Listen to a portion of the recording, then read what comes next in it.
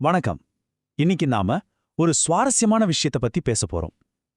யோசிச்சு பாருங்க, ஒரே ஒரு தேதி, ஏப்ரல் 7ஆம் தேதி. ஆனா அந்த ஒரு நாள் வரலாற்றையே மாத்தின பல பெரிய மேதைகளை ஒன்னா எனக்குதுன்னு நங்குவீங்களா? வாங்க, அவங்களோட ஆச்சரியமான கதைகளுக்குள்ள நாமளும் பயணம் பண்ணலாம்.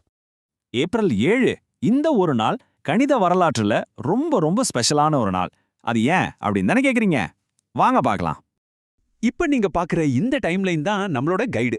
இதுல இதே ஏப்ரல் 7ஆம் தேதி, ஆனா வேற வேற நூற்றாண்டுகள்ல வேற வேற நாடுகள்ல வாழ்ந்த சில மாபெரும் மேதைகள் நம்ம உலகத்தையே எப்படி மாத்துனாங்கன்னு நாம ஒருத்தரா பார்க்க போறோம். ரெடியா? சரி, நம்ம பயணத்தை எங்கிருந்து ஆரம்பிக்கலாம்? நவீன வரலாற்றிலேயே ரொம்ப ரொம்ப ரகசியமான ஒரு காலகட்டத்தில இருந்து ஆரம்பிக்கலாம் வாங்க. நீங்க என்னைக்காவது யோசிச்சு பார்த்திருக்கீங்களா? இந்த ஸ்பை படங்கள்ல எல்லாம் காட்டுற மாதிரி சீக்ரெட் கோட்ஸை எப்படி தான் உடைக்கிறாங்க? அதுவும் போர் நடக்கிற சமயத்துல. அது எவ்ளோ பெரிய விஷயம் தெரியுமா? அது ஒரு தனி மர்மமான உலகம். அந்த மர்மத்துக்கான பதில் நம்ம கதையோட முதல் ஹீரோ கிட்ட இருக்கு. அவரு இதே ஏப்ரல் 7ஆம் தேதி பிறந்த ஒரு கணித மேதை. அவர் பேரு பீட்டர் ஹில்டன். இந்த பீட்டர் ஹில்டன் இருக்காரு, அவரு ஒரு சாதாரண கணிதவியலாளர் இல்ல.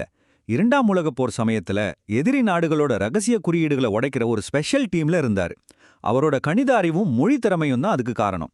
சொல்லப்போனா அவங்க செஞ்ச வேலை அந்த போரோட போக்கியே மாத்துச்சுன்னா பாத்துக்கோங்களேன். அந்த அளவுக்கு ஒரு முக்கியமான பங்காற்றி இருக்காரு. அப்போ இதிலிருந்து என்ன தெரியுது?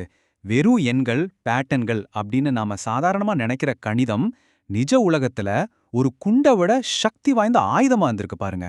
ஒரு பேட்டர்னை கண்டுபிடிக்கிற மூளை ஒரு போரையே ஜெயிக்க வச்சிருக்கு. சரி, ஹில்டனோட கதை இங்க இருக்கட்டும். நாம இப்பவும் ஏப்ரல் 7ஆம் தேதியில தான் இருக்கோம். ஆனா இப்போ டைம்ல கொஞ்சம் முன்னாடி போய் ஒரு வேற கண்டத்துக்கு பயணிக்க போறோம். அங்க நமக்காக முற்றிலும் வேற ஒரு மர்மம் காத்துக்கிட்டு இருக்கு. ஆமா, நம்ம அடுத்த கதை போர்க்களத்தோட ரகசியங்கள்ல இருந்து பல ஆயிரம் வருஷத்துக்கு முன்னாடி வாழ்ந்த ஒரு நாகரிகத்தோட ரகசியங்களுக்குள்ள போக போகுது. நாம ஸ்கூல்ல படிச்ச ஜியோமெட்ரி, அதாவது வடிவியல், அதை வச்சு காணாம போன ஒரு நகரத்தோட ரகசியங்களையே கண்டுபிடிக்க முடியும்னு சொன்னா உங்களால நம்ப முடியுதா? இந்த கேள்விக்கான பதில் கிரேசியலா சலி குரூப் அப்படிங்கிறவங்க கிட்ட இருக்கு. அவங்களும் இதே ஏப்ரல் 7ஆம் தேதி தான் பிறந்தாங்க.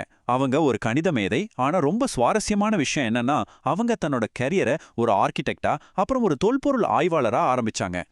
மெக்சிகோல இருந்த டியோடிவோகான் அப்படிங்கிற ஒரு பழமையான நகரத்தோட இடிபாடுகளை ஆராய்ச்சி பண்ணாங்க. அங்க இருந்த கட்டடங்களோட வடிவங்களை வச்சு அந்த காலத்து மக்கள் எப்படி வாழ்ந்தாங்க, என்ன வேலை செஞ்சாங்க, எப்படி சாமி கும்பிட்டாங்கன்னு எல்லாத்தையும் கண்டுபிடிச்சாங்க.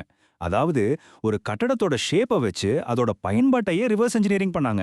இது கணிதத்தோட ஒரு அட்டகாசமான பயன்பாடு இல்லையா? அதான் சொல்றாங்க, ஒரு பழமையான நகரத்தோட கற்களுக்குள்ள 1000 கதைகள் இருக்கும். ஆனா அதை படிக்கணும்னா நமக்கு வடிவியல் அப்படிங்கிற மொழி தெரிஞ்சிருக்கணும். பாத்தீங்களா, கணிதம் வெறும் எண்கள் மட்டும் கிடையாது, அது வரலாற்றை படிக்க உதவுற ஒரு மொழியாவும் இருக்கு.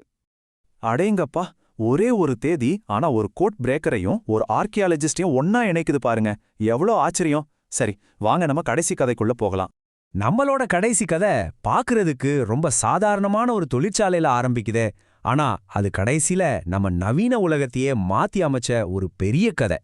நம்ம இப்போ ஒரு சாப்பாடு ஆர்டர் பண்ணா அந்த டெலிவரி ஆப் எப்படி கரெக்டா வேகமான வழியை கண்டுபிடிச்சு வருது, இல்லனா ஏர்லைன்ஸ்லாம் எப்படி ஆயிரக்கணக்கான பிளைட்ஸை கொஞ்சம் கூட குழப்பம் இல்லாம ஷெட்யூல் பண்றாங்க.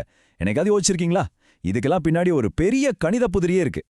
அந்த புதிரிக்கான விடை நம்ம கதையோட கடைசி மேதைகிட்ட இருக்கு. அவர் பேரு லியோனிட் கோண்டரோவிச். அவர் இதே ஏப்ரல் 7ஆம் தேதி தான் இறந்து போனாரு. முதல்ல காண்ட்ரோவிச் கண்டுபிடிச்ச ஒரு முக்கியமான விஷயத்தை பத்தி தெரிஞ்சுக்கலாம். அதுக்கு பேரு லீனியர் புரோகிராமிங். ரொம்ப சிம்பிளா சொல்லணும்னா, நம்ம கிட்ட இருக்கிற சில விஷயங்களை வச்சு, அதாவது சில கட்டுப்பாடுகளுக்குள்ள எப்படி ஒரு சிறப்பான முடிவை எடுக்கிறதுங்கிறது தான் இது.